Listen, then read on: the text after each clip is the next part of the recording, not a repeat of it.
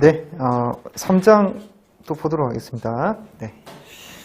그 3장이 이제 재무제표 표시라고 되어 있는데, 이제 재무회계의 의, 재무제표의 목적. 재무제표 목적은 뭐 특별한 내용이 없고, 네, 그냥 뭐 스킵하셔도 큰 문제가 없는 내용이고, 이번에 이제 전체 재무제표 관련돼서 재무상태표 앞에는 이제 기말이라고 적혀져 있죠. 그러니까 12월 31일 현재 기준으로 특정 시점이고, 나머지는 기간, 손익계산서든 자본운동표, 현금흐름표 이런 것들. 네, 재무제표. 그다음에 동그라미 5번에 이제 주석이 있고, 6번이 회계정책을 소급하여 적용하거나 재무제표 항목을 소급하여 제작성 또는 재분류하는 경우에 가장 이른 비교기간 기초재무상태표다 이렇게 되어 있는데, 1번부터 5번까지가 가장 기본이고, 6번은 회계 정책을 변경하는 경우가 있습니다. 그 경우에 따라서 6번이 추가가 될 수 있는 거예요. 그러니까 6번에 추가에 관련된 언급은 또 뒤에 나오니까 뒤에서 말씀을 드리기로 하고, 일단 그런 게 있구나 이렇게 보시면 좋겠어요. 자, 오른쪽 페이지에 재무제표 표시를 하는데 일반사항이 3번에 일반사항이 있습니다. 가로 1번에 이제 공정한 표시와 한국채택 국제기준의 준수 이렇게 되어 있는데, 그거 이제 제목 정도만 알아두시면 될 것 같고, 뒤에 이제 가로 2번에 계속기업, 재무제표 표시를 할 때 이제 계속기업을 이제 전제로 하는데, 계속기업은 제가 아까 이제 설명을 좀 드렸습니다. 청산기업과 좀 대비되는 내용이고, 이제 계속기업은, 이제 기본적으로 이제 계속기업으로서 존속 가능성을 평가를 하는데, 그 평가를 할 때 두 번째 줄에 보시면, 경영진은 적어도 보고기간 말로 향후 12개월 기간에 대하여 이용 가능한 모든 정보를 고려해서 앞으로 영속이 될 건지 계속될 건지 안 될 건지 이런 것들을 이제 판단을 하라, 그런 내용입니다.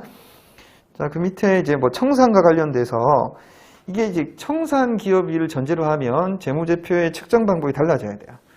근데 청산 전제가 되지 않는다고 한다면 계속 기업의 가정에 따라서 제가 말씀드렸던 역사적 원가라든지 이런 것들이 반영이 되겠죠.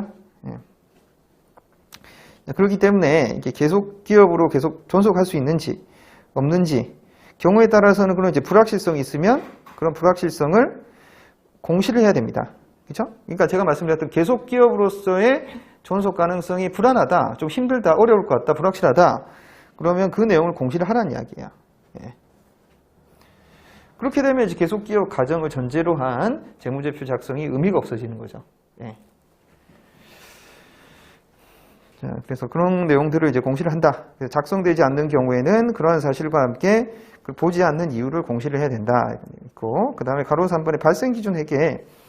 우리가 현금 흐름 정보를 예를 들면 현금 흐름 작성 외에 재무상태표나 손익계산서는 기본적으로 발생주의 회계를 근간으로 합니다.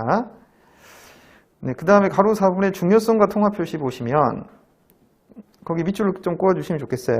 첫 번째, 두 번째 줄. 유사한 항목은 중요성 분류에 따라 재무제표 구분하여 표시한다. 원칙이 구분이에요.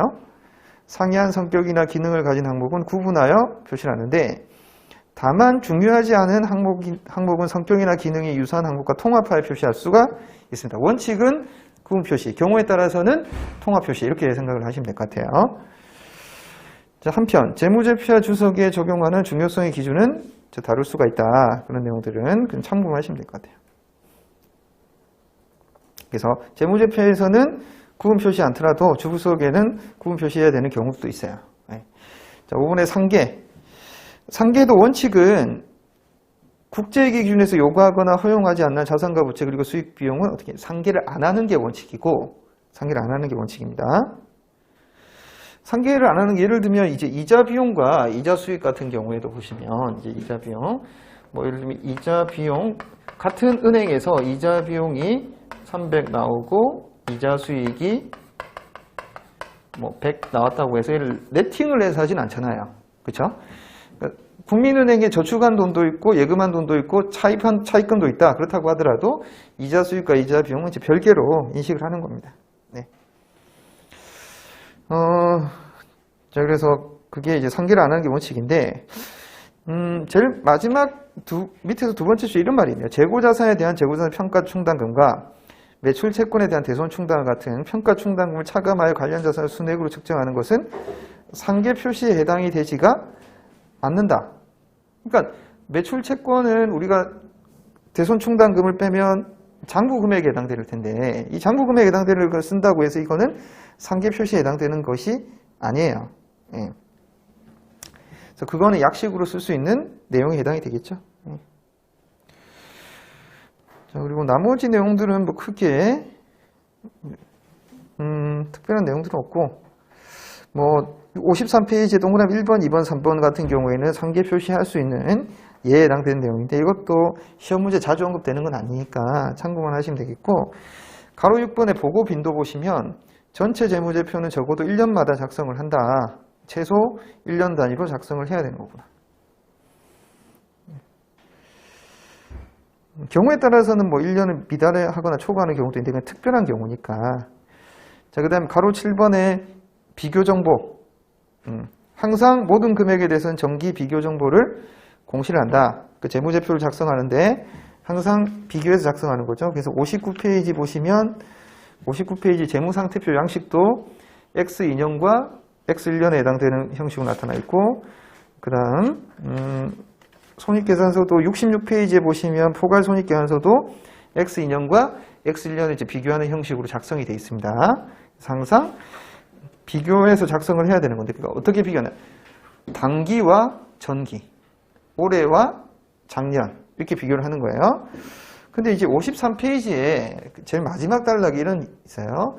자, 비교 정보를 공시하는 기업은 적어도 2개의 재무상태표와 2개의 그 밖의 재무제표 및 관련 주석을 표시해야 된다. 왜? 단기와 전기니까. 근데 회계 정책을 소급하여 적용하거나 재무제표 항목을 소급하여 제작성 또는 재분류하는 경우 적어도 3개의 재무상태표, 2개의 그 밖의 재무제표 및 관련 주석을 표시해야 된다. 그 다음 페이지 다음 페이지 보시면 54페이지에 단기말, 전기말, 전기초 이렇게 돼 있어요. 그래서 예를 들면 2022년 12월 31일 단기말, 그 다음에 2021년 12월 31일. 여기 기본적인 이제 재무제표의 큰 틀인데 어떤 경우 거기 53페이지 하단에 나와 있는 것처럼 회계 정책을 소급하여 적용하거나 제작성 또는 재분류해야 되는 경우, 그렇죠? 회계 정책의 변경 같은. 예, 그래서 소급을 해야 되는 경우, 그때는 2021년 언제 1월 1일에 해당되는 것도 작성을 해야 되는 거예요. 근데 2021년 1월이 사실상 뭐랑 똑같은 2020년 12월 30일 같기 때문에 결국은 단기말, 전기말, 전전기말 이렇게 되는 거란 말이죠. 예. 그래서 3개의 재무상태표. 그 재무상태표를 이렇게 3개 년도치를 작성을 해야 된다는 거예요. 3개 년도치를. 네. 그래서 단기말, 전기말, 전기초 이렇게 되면 전전기말, 전기말, 단기말 이렇게 되는 거랑 똑같다 보시면 됩니다.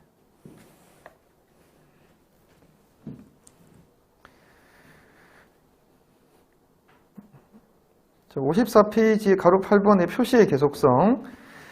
제일 하단에 보시면 이제 특별한 경우를 제외하고는 매기 동일해야 된다. 이런 내용이 있고 참고하시면 되겠습니다.